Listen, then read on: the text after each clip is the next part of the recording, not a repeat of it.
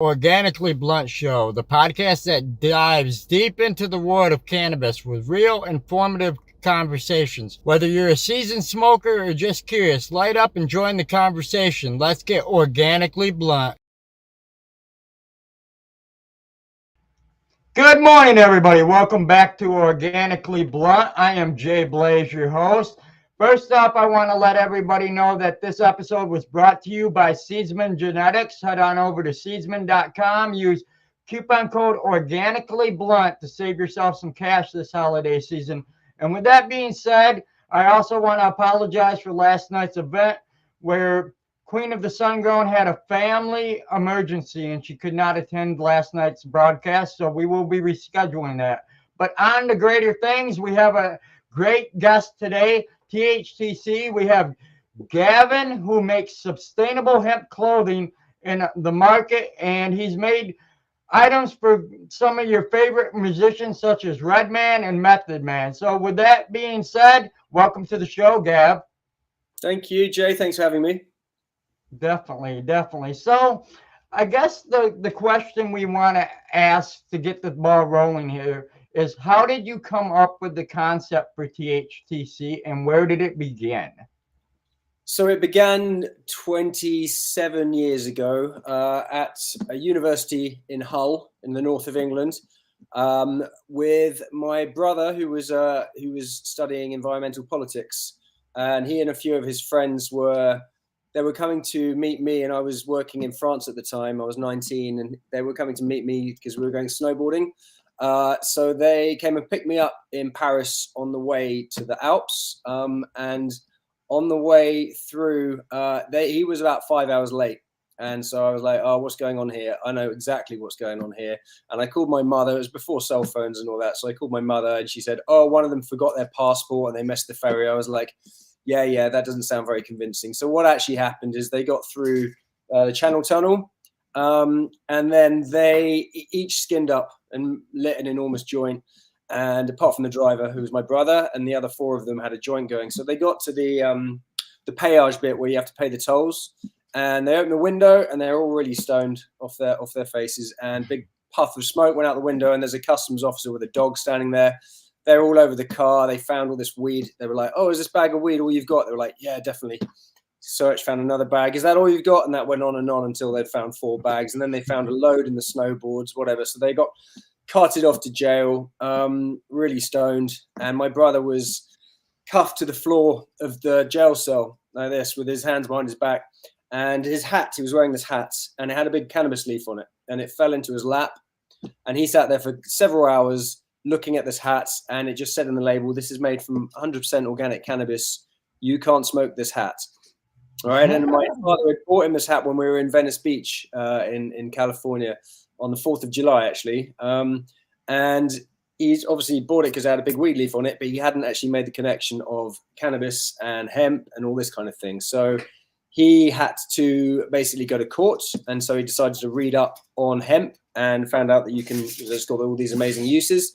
And then basically started a society at university called Hempology, which was based around music nights, kind of similar to what THTC does now, kind of supporting and sponsoring hip hop and drum and bass nights, and basically having a table inside with all these different hemp samples to kind of educate people about hemp.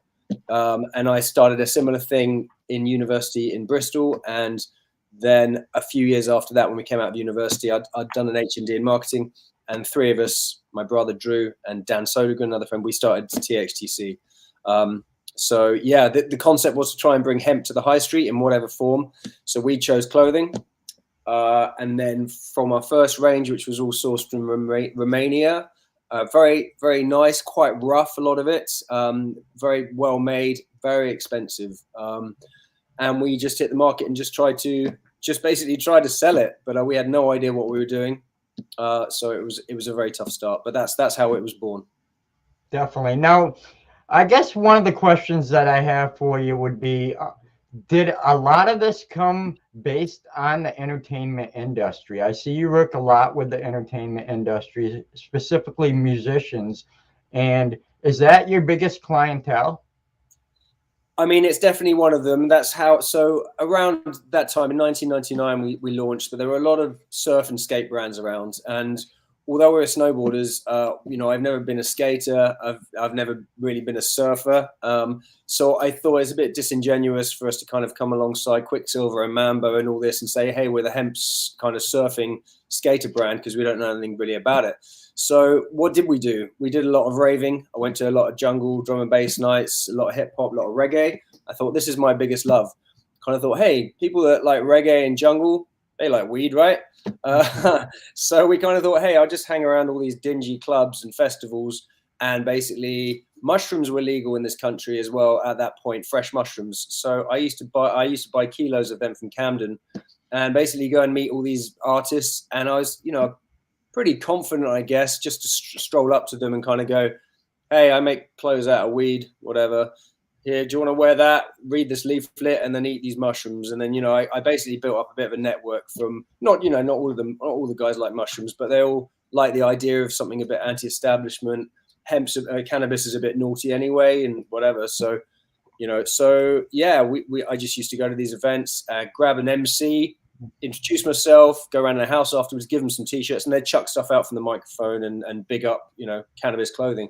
So yeah, and then when we got to know a few people in the industry, they kind of go, oh, a friend of mine really loves his weed, or he's really into climate change activism, so you should meet them. And people were incredibly and still are incredibly generous with their contacts, So wow. Yeah, it just snowballed like that, really. So yeah, I mean, I always say THTC is, a lot of the time it's just been me and one other, but it's not. It's a family of hundreds of like very cool people, activists. It's all about them. It's all about the customers and the supporters. Definitely, that is awesome. I come from the entertainment industry myself. I've been a photographer for 23 years now, and I've been doing it for the entertainment industry on and off. I've met a lot of people some of the people that you've done stuff with, I've gotten to meet, Redman, Method Man, mostly. A lot of the other people, I will be quite honest with you. Looking at your brochure, mm-hmm. I'm not personally familiar with, but it doesn't mean I wouldn't be interested in their music. So mm-hmm.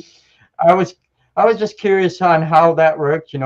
That's amazing that you're working with some of the greatest artists on the planet and they're wearing your apparel. I've noticed, I do have a pair of your guys' socks here. I want to show everybody. These things are up, if I can get them. There we go. Mm-hmm. Are awesome. They feel definitely different than a regular sock. Mm-hmm. They're durable. Hemp is very durable, so it's great for socks. Yeah, definitely. So what is the shelf life on a pair of socks like this compared to a standard sock? I mean, do they last longer? Is this something I'm going to have a blowout in the toe in 3 months, or do you feel that these are pretty durable, I guess you'd say? I mean, hemp is more durable than cotton, and a lot more durable. So 2 to 3 times more durable as an estimate, as a fabric. But it depends on kind of the form of it. It kind of depends how you treat your clothes as well, and how you look after them. And but what I would say is, hemp is ideal. It's antibacterial. It's ideal for socks and t-shirts and clothing in general. It's organic naturally anyway, so it doesn't need any chemicals. So when you sweat in it, you don't itch and this kind of thing. And it's a great fabric for socks in particular. I think we've got a load of new styles that we're just kind of working on. Them are cool. Working on at the moment for next season, including some collaborations for some of our musicians. This is Foreign Beggars, one of our longest running supporters. So we're looking at sampling for seed companies. So if you're a seed bank or a label or whatever, or in the hemp industry, and you're interested in white label hemp t-shirts, may be a little expensive, but we're looking to produce hemp socks for anyone in the industry. So yeah, I mean, give me feedback when you've worn them a few times and let me know how you feel. But generally, when you say compared with normal socks, I mean, people often say to me at festivals, okay, 10 pounds or 11 pounds, that's expensive for a pair of socks. How come they're expensive like that? Or the t-shirts. And I always say, like with fashion, I think we're asking probably the wrong questions. We should ask why how you can buy 3 pairs of socks for £5 in, do you know what I mean, from in a cheap store. And that's because there's a price. There's a price on the people that produce them, and there's a price on the planet if you're producing something that cheap.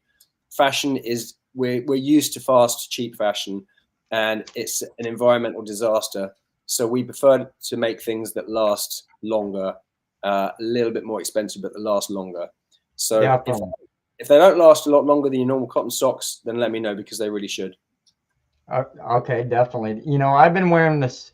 I wasn't aware that you manufactured Seedsman's apparel, and I've been wearing that shirt for probably a year and a half now, and it is an amazing shirt. It seems like the more you dry it, the softer it gets, and it's nothing like any of my other shirts. You know, I put that on, and I almost feel like it's one of them shirts that you want to lounge around the house in, because you want to be lazy, you're comfortable, it feels good. And that's just coming from a personal standpoint. You know, I met Tom recently, but I've been working with Seedsman for a few years now, and I can't be more happier with them. You know, they've connected me with people such as yourself, and definitely. Mad Dog in the chat wants to know, what is your website? He wants to check out your apparel. So THTC.co.uk.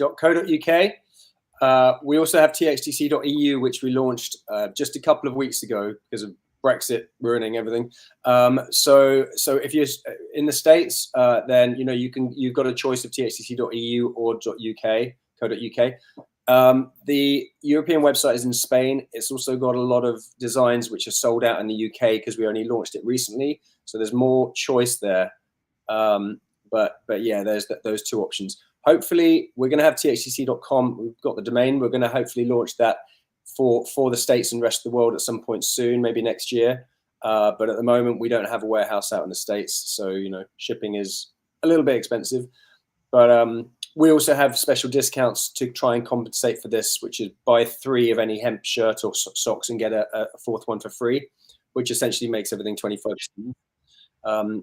What I would mention about the Seedsman t-shirt that you had is, so that's a lighter weight than our new premium weight t-shirts that we're doing. That's like 170, 180 gram.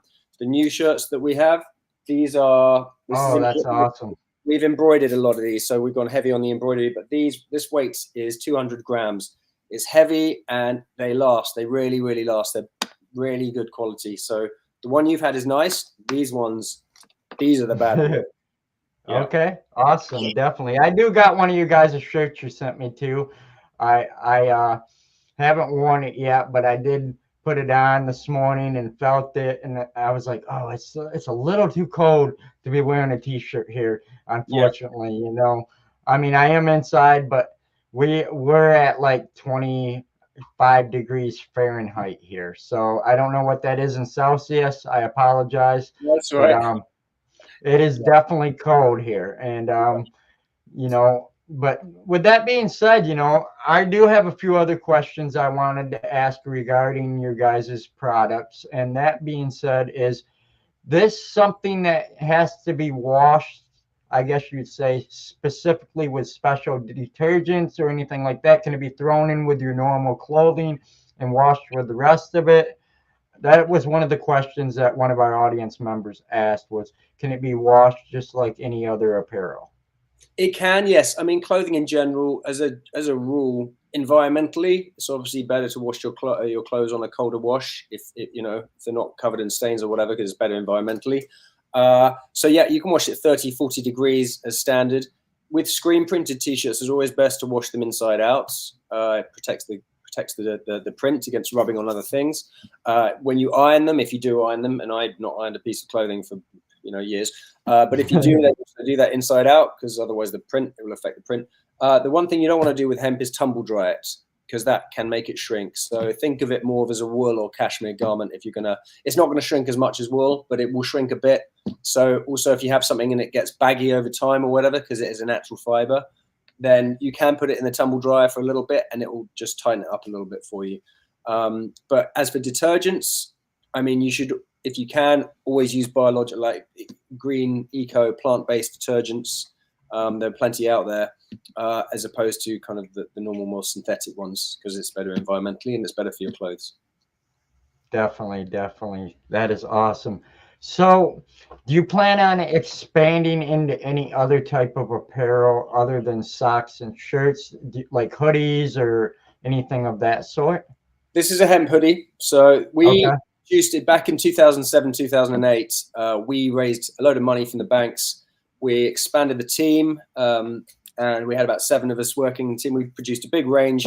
We're about to go fully for it. And then, 2008, environmental crash, thanks to the bankers and all that. But yeah, we basically had to collapse it all, go through administration, go through personal bankruptcy, start all over again, which was really, really tough. So, since then, I've been doing this on a shoestring. So, it's basically what I've been able to afford. And hemp t-shirts are expensive to produce massively, especially compared with cheap cotton, which most of the industry uses, or polyester.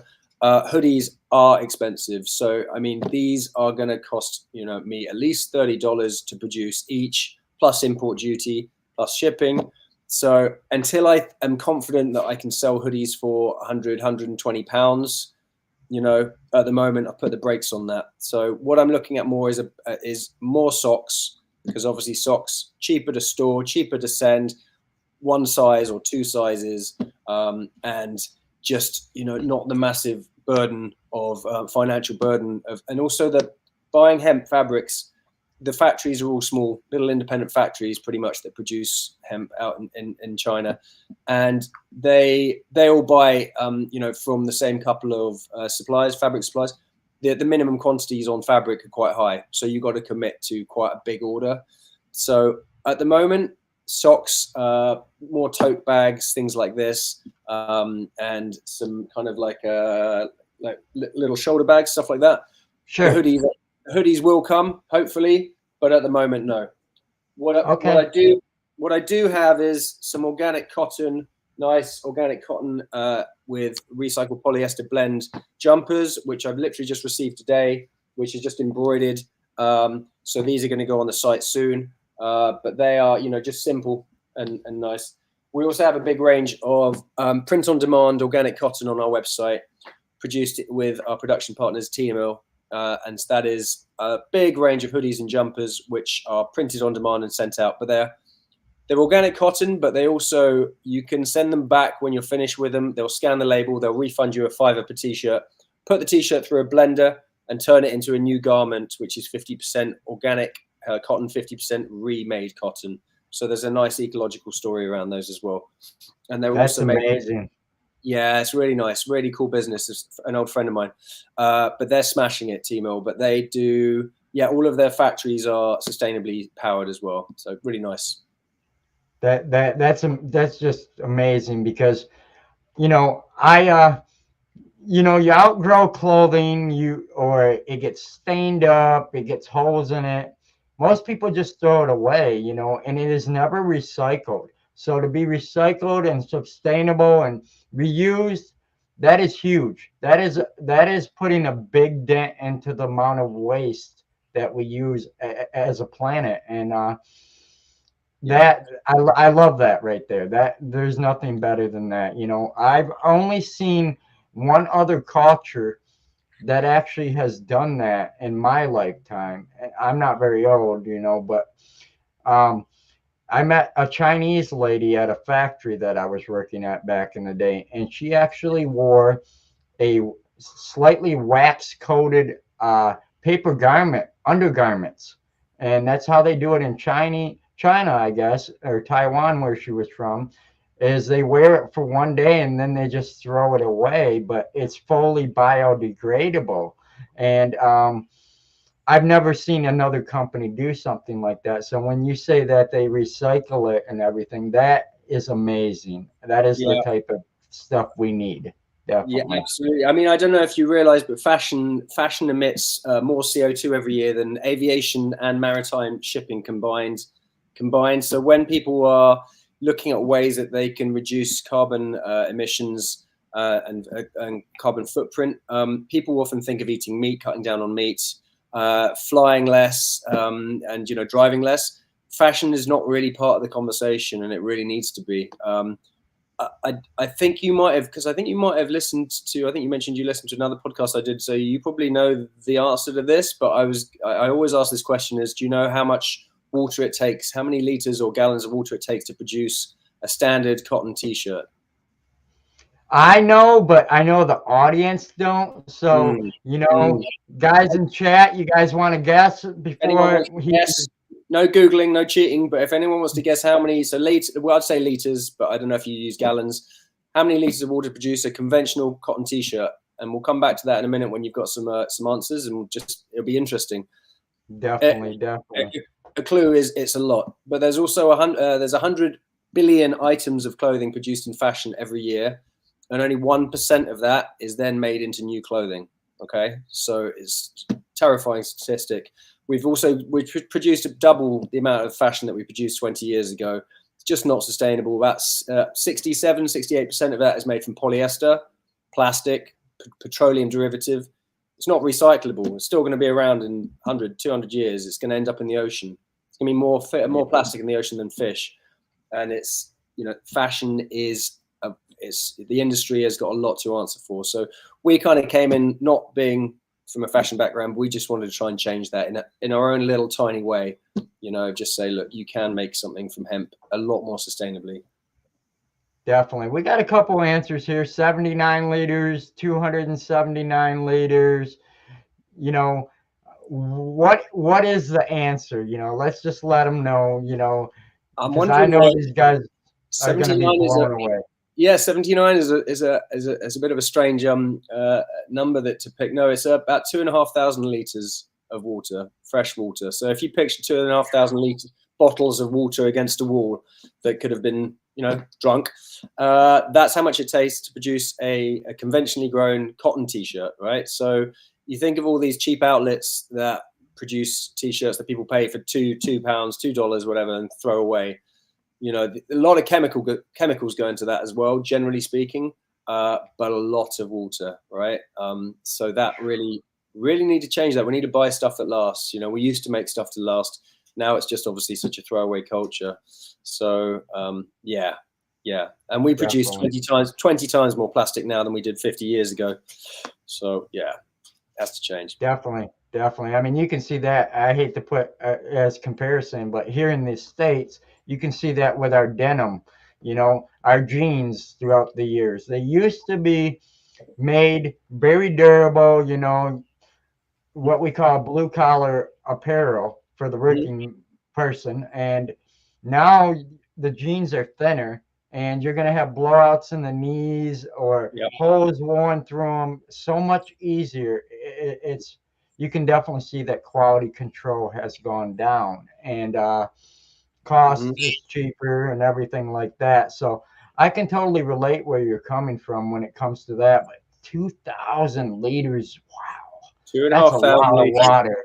And you mentioned denim, Jay. So denim actually comes from like some of the original denim was made from hemp. It actually comes from chanvre de Nîmes, which is hemp from Nîmes, which is the region in France where they used to produce a lot of it from. And that's what I've heard anyway. I mean, might be fact checkable, but that's what I've heard. But I know they used to make it. Levi's used to make a lot of denim from hemp, and it just lasted a lot longer.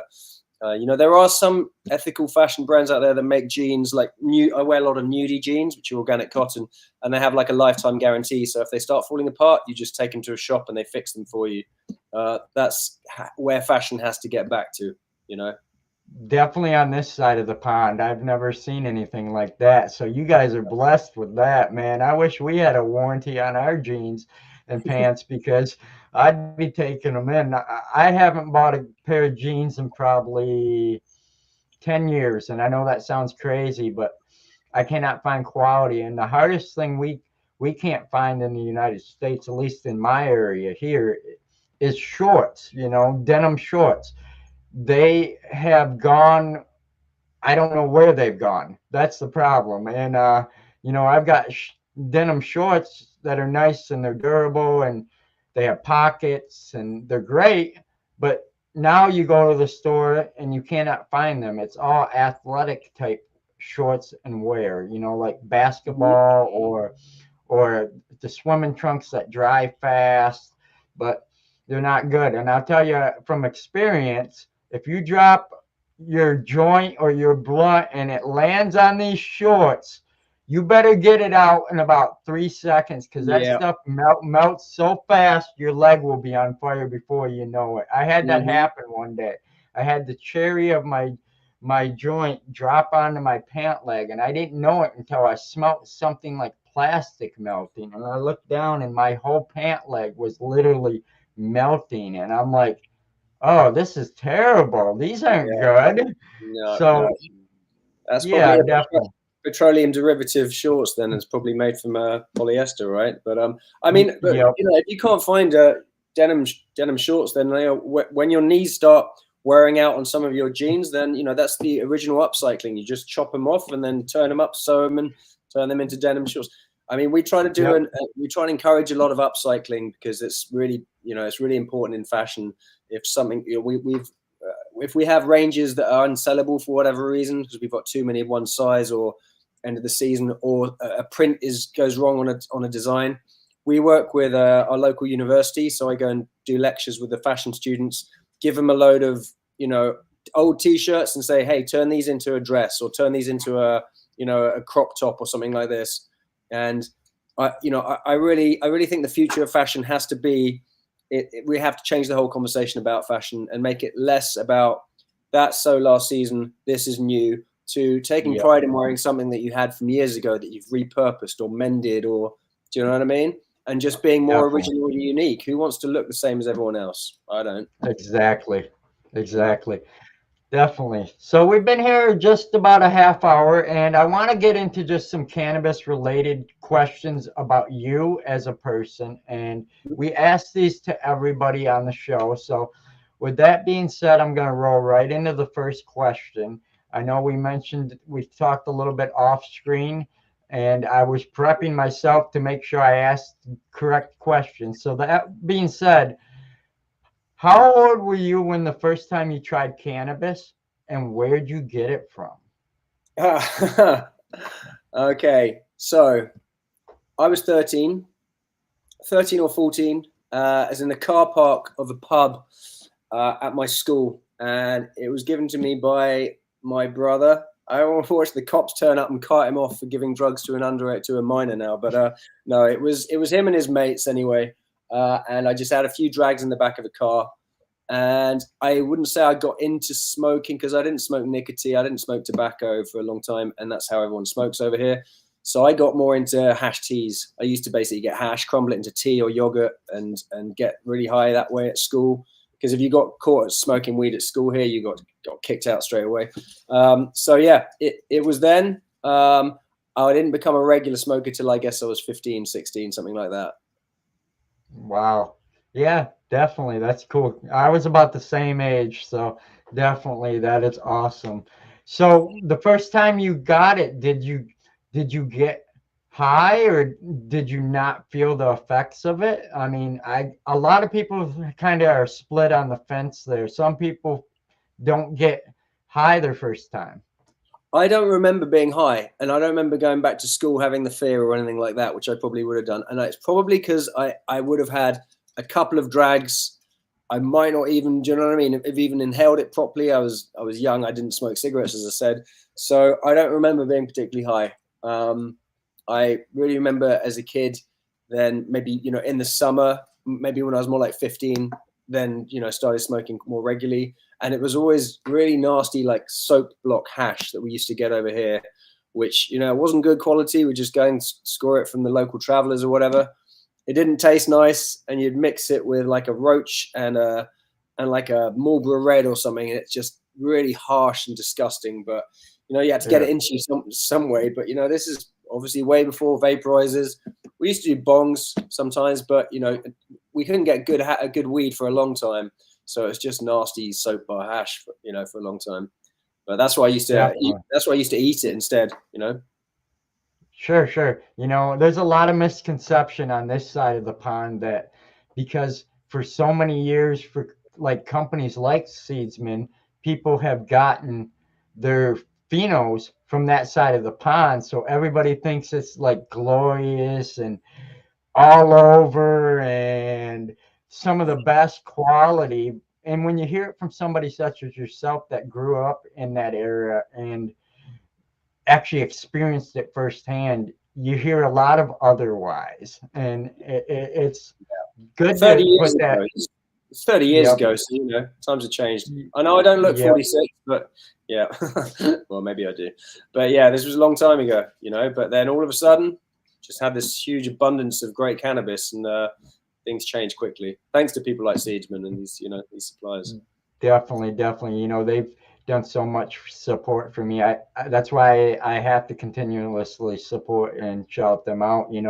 They've gave me a lot of interviews and gave me connections with people I wouldn't normally cross paths with, such as yourself. And I'm completely blessed, and that puts me right into my next question with you.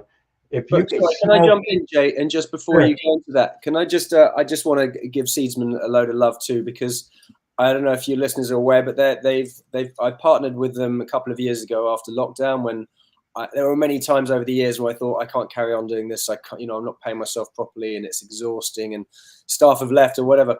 And I was thinking about packing it all in. And then I've known Tom from Seedsman for 20 years, and we used to, we've shared rooms hotel rooms at like cannabis trade shows and stuff. And he's always been very supportive. But there are very, very few companies or people that I would have trusted to partner with, and Seedsman are, they came and offered, and 100%. I love those guys, and they're just some of the really good. There's a lot of shysters in this industry, and they are some of the real good guys. So just want to get that out there. Definitely, yeah. I'm hoping to be in their booth next year at MJ BizCon. I didn't make it out this year. Same reason, kind of like you. I'm on a shoestring budget, and I've been building this show up for going on 2 years. We just finishing out our second season here, and we've grown our show just in the past year. I put the statistics out yesterday, and this is just from Spotify alone. We have grown our show for 156% of streams since last year, with a 92% growth in audience. Wow, well done.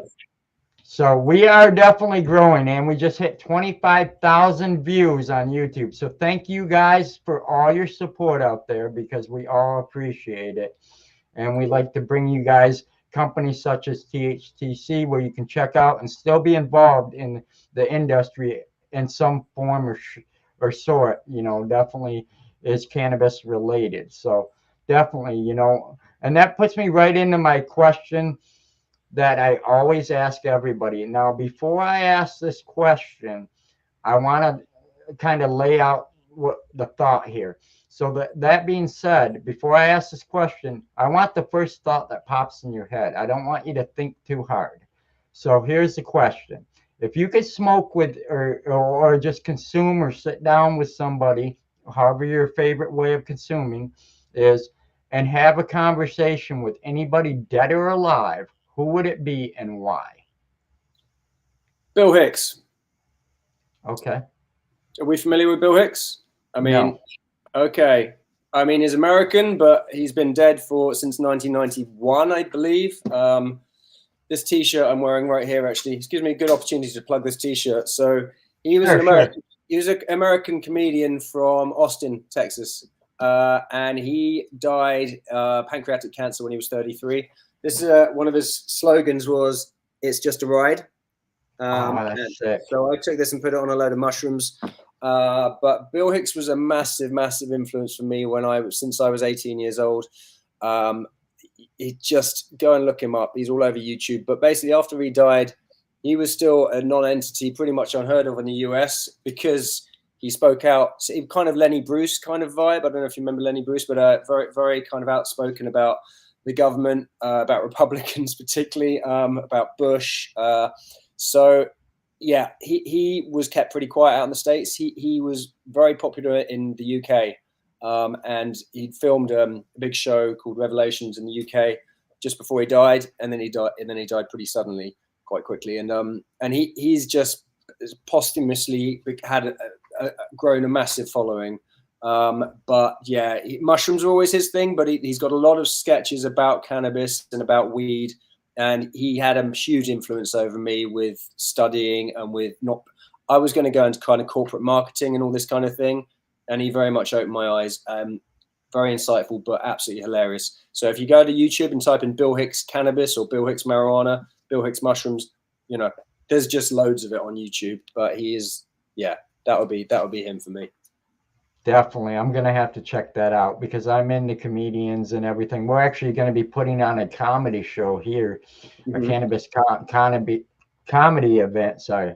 And on the 22nd of December. So it's going to be fun. I've been helping promote that. I do a lot of marketing too, kind of like you said, you wanted to get into the marketing side. That's kind of where I'm at. I have a degree in it, and it's just been my natural talent is connecting people on a mostly B2B, not B2C. I'm more of a B2B connector, but I'm working more with the B2C now, and which is for the people that don't know what that means, that's business to business or business to consumer.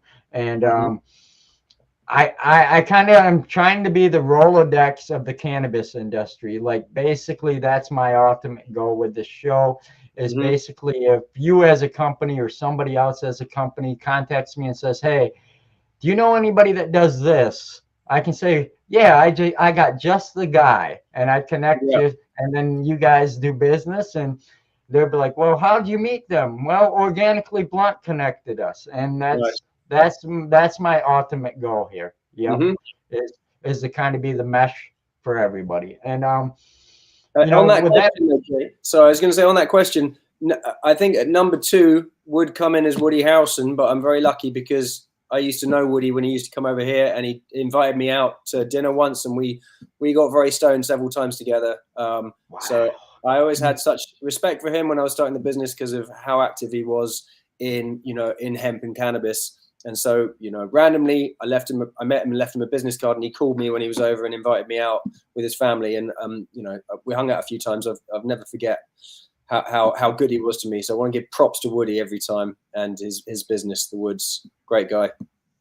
Man, that's amazing. Definitely. Yeah. I couldn't imagine now, is he just like he is on screen? I mean, he's pretty down to earth. Yeah, very much so. Very much. Okay.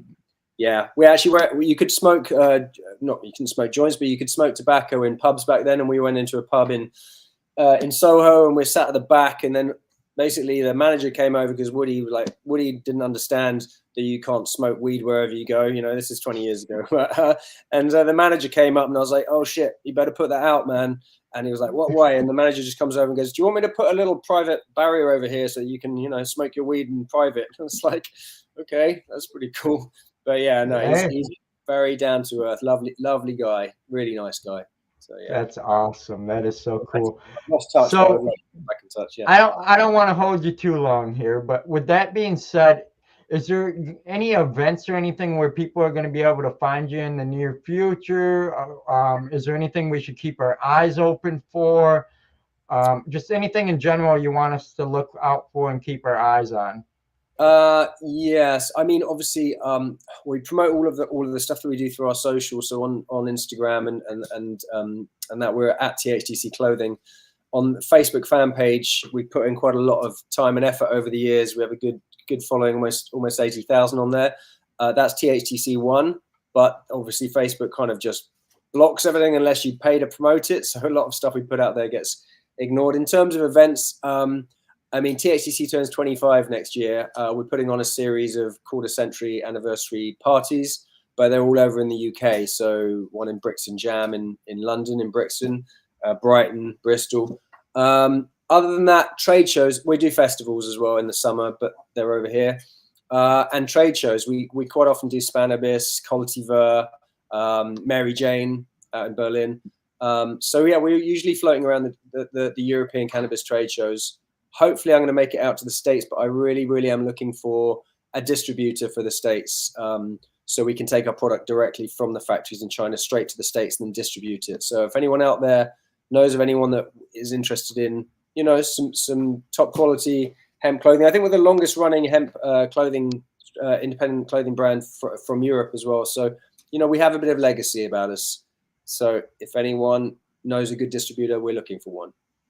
Definitely. You guys heard it. So, we're going to share this all over multiple Facebook groups, professional level and consumer level. So you never know who could get in contact with you, but if you guys know somebody, shoot them their way. We'd love to see this more on this side of the pond and make it easier and even more affordable, especially if they can keep stock over here. That cuts down the costs for everybody.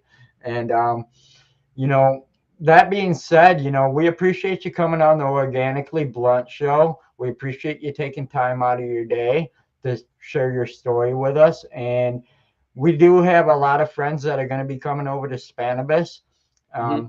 So keep an eye out for some of them. If you see some of my friends over there, I don't think I personally will be able to make the trip, but my friends such as Fang and a couple of the judges that judge our competitions here that are personal friends of mine are going to be over there. I know you're into mushrooms. My friend, Mr. Fungi, check him up on Instagram, Mr. Fungi. And he's going to be over there. He's a friend of mine, and he's big into the psychedelic side of things and stuff like that, and the mushrooms and the organic growing. And he's got a big following as well. So you never know. They could probably connect you with a couple great people. And I know they go every year. Fang helped put on Spanibus a little bit, and he did one in New York as well. And it's a great event, and I think you guys would like to connect. So I will shoot you guys some messages, and maybe they can help get you guys rolling over here a little bit. They know a lot of people. Thank you, Jay. If you're up for it, I'll make a discount voucher for our website for all your followers, if you like. Yeah. What we can do is we can put your logo onto our page, and we'll promote it. And what I'll do is I can also add it into our outro. And what we do is we give back with our codes to all our partners that we work with, kind of give everybody a chance to be in the limelight on every episode. And I can definitely include you on that, because in the end of the day, that saves our community a little bit of money, and it drives traffic your way, and it kind of makes everybody happy. So be sure to support.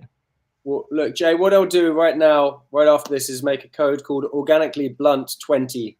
All right, and that will give 20% off all of the hemp stuff on our site. Okay, so that can't work in conjunction with the other offers like the 4 for 3, but I'll do that right now. So Organically Blunt 20, that's 20% off all your followers. So there you guys go. You guys interested in getting some new gear? Head on over to his website, use the code, save yourself a little bit of money, and get a shirt that's actually going to last you, or a pair of socks that in half a year you ain't going to have to worry about holes in your toes sticking out the end. So do I have a second to show you a couple of the designs? You have as much time as you need. Okay, so the next 2 hours is going to be a fashion show, yeah? All right. So this is one. This is by a guy called Mau Mau. Get rich or try sharing. Can you see that, or is that on mirror? Is that mirrored, or no? You can't see that. It is mirrored, but we can see it, and it definitely is awesome. Get rich or try sharing. This is by the same designer, Mau Mau. This is called Evil Mac. So this is basically. Oh, that is cool. Yeah, I like that. You can all work that. I haven't to get sued by a particular fast food company. You can work out what that's about. This is another one that we could easily get sued by, but for some reason, petroleum companies don't want to go near me because I don't know. It's almost like they're the bad guys. We're the good guys. This is one from a guy called Low Class, who's a Canadian designer. So there's another embroidery. Just the head. That's the one I have. Yep. One you have. This is a drum and bass design called Amen. Oh, that is sick. Awesome. We've been doing this for over 20 years. And then this is one more. This is again, it's flip, but this is Mau Mau as well. Oh, I like that. Embroidered lion. That's THTC. Yeah. So that's just a few of the prints. Definitely. That is awesome. I really like. Now, the one related to the petroleum company, they had a big spill here in our garden. I mean, and not in our garden, in our Grand River. Sorry, Mhm. in the Grand River here in Michigan, and they it was a nightmare, and they're still dealing with it, and yeah, it We, wasn't good. yeah, we have to call out petroleum companies. This is a hemp tote bag that we made. So this is another one of those petroleum companies that you kind of Oh, that recommend. is awesome. So Oh, that's this so is called cool. this is called the Bling Reaper. Yeah.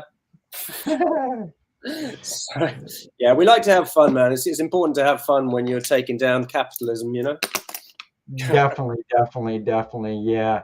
I really like the designs. Whoever does your, some of your graphic design, they definitely have talent. And, I like what they do. I'm looking to eventually get a shirt designed for the show. I got a friend who is an artist here in Mhm. Michigan. He goes by the name of T Dog the Artist. Um, and he does everything hand drawn, no AI, no nothing like that. So he's old school. And Mhm. he does a lot for the industry over here, but I'm eventually going to have him do my back art for my shirt, and I would love to eventually, get it on one of your shirts, and maybe we can work together when I get to that level, Yeah, and we can get some merch going. But I gotta get more people interested in it. I have my hats now, I have my hoodies, yeah. and the cost is decent here, but I haven't gotten a lot of people to purchase them yet, and Yeah. so it's been a tough thing for me. As we build our audience, hopefully we get more demand for people that want to support us with merchandise. But until then, I kind of got to be on a shoestring, and that's just being honest. Mhm. And Of course. but I definitely want to get onto the hemp shirt at least, or a hoodie, because it all pulls it together at the end of the day. I mean, don't forget, Jay. Hemp socks. It's a good one. We can print your logo on them. Print a logo up here, and That is awesome. get it woven on the socks or whatever. And that pretty much everyone has 2 feet. Not everyone, and most people have the same size feet, and they're cheaper to produce, easy and cheap to send out, and you can give them away, run a competition, that kind of thing. So I say that's a good place to start. Definitely, definitely. So, with that being said, once again, we appreciate you coming on the Organically Blunt Show. If you'd give everybody a quick shout out to where they can find you at, and Mhm.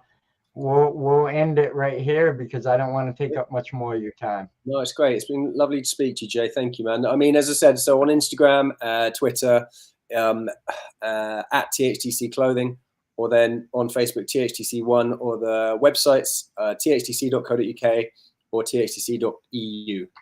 So that's us. There you go, guys. And don't forget to use that code Organically Blunt 20 to save yourself some cash over there at THTC, because we love to give support and we love to give back. So, with that being said, everybody, enjoy the rest of your day, and thank you for joining us on the Organically Blunt Show. Have a great day, Gav. Thanks, man. Take care. Before we wrap up today's episode, we want to give a huge shout out to our amazing partners who make the Organically Blunt Show possible. We've had the privilege of collaborating with some of the best in the industry, and we want to make sure everybody knows it. Make sure you use coupon code Organically Blunt, all one word, to save yourself some cash on these great brands. Seedsman Genetics, a seed bank that's been in business for over 20 years. Grow Strong Industries, the makers of Gorilla Grow Tent, Lotus Nutrients, and Kind LED. Be sure to use coupon code Organically Blunt. Grow Bags, an evolutionary solution for saving terps while storing your flower. Build a Soil, loyal to the soil for quality soil and amendments. Captain Redbeard Seeds, genetics that are loyal to the soil. Horticulture Lighting Group, quality lights made for all levels of growing. Grain Science Grow Bag, the most breathable solution and made in the United States. Country Roots, organic soil and amendments. Atlas Seed Company. Humboldt Seed Company, Humboldt's first seed. Sofem Genetics, quality genetics at an affordable price. 420 Fast Bud, some of the fastest autoflowers in the industry. Petra Tools and their mini fogger for the best IPM application solution. Smoke and Stork Genetics, genetics that are truly a flight above. Green Wolf Genetics, genetics that are truly bred from a wolf pack. Extreme Gardening. Lost Coast Plant Therapy, the most organic IPM solution in the industry. Stay tuned for more exciting episodes as we continue to explore the world of cannabis and the lifestyle that surrounds it. Be sure to like, share, and subscribe, and you can always email us at organicallyblunt@gmail.com and follow us where you listen to podcasts.